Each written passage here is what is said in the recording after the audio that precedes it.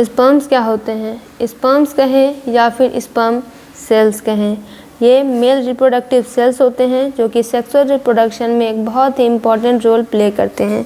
अब देखते हैं कि इसके स्ट्रक्चर और फंक्शन क्या होते हैं। तो स्ट्रक्चर में पहला आता है हेड। हेड में न्यूक्लियस होता है जो कि जेनेटिक मटेरियल को होल्ड किए रहता है। हेड में एक्रोसोम भी होता है। यह एक कैप लाइक स्ट्रक्चर है जिसमें एंजाइम्स होते हैं जिसके कारण कि स्पर्म एग को पार कर जाता है। फिर आता है मेडपेस। मेडपेस में बहुत सारे माइटोकॉन्ड्रिया होते हैं जो कि स्पर्म के मूवमेंट के लिए एनर्जी देने का काम करते हैं।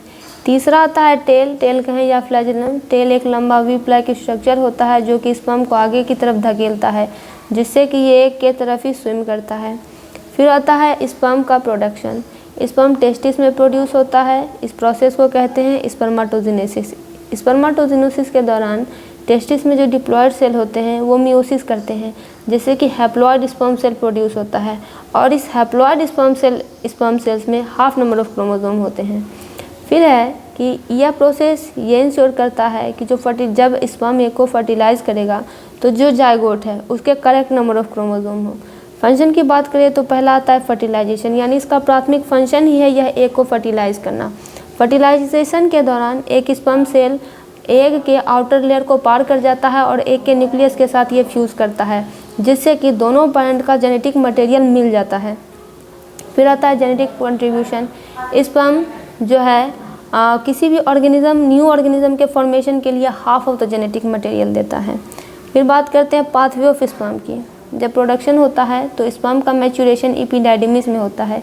एपिडाइडिमिस एक कॉइल ट्यूब है जो कि प्रत्येक टेस्टिकल के पीछे लोकेटेड होता है। जब इजैकुलेशन प्रक्रिया होती है तो स्पर्म वॉश डिफरेंस के जरिए ट्रैवल करता है और सेमिनल वास्किल में एक फ्लूइड होता है, सेमिनल फ्लूइड, उससे ये मिक्स हो जाता है और उसके बाद बॉडी से ये बाहर भी निकाल दिया जाता है through the urethra as semen, यानी यूरेथ्रा से सेमन के रूप में इसे बाहर भी निकाल दिया जाता है।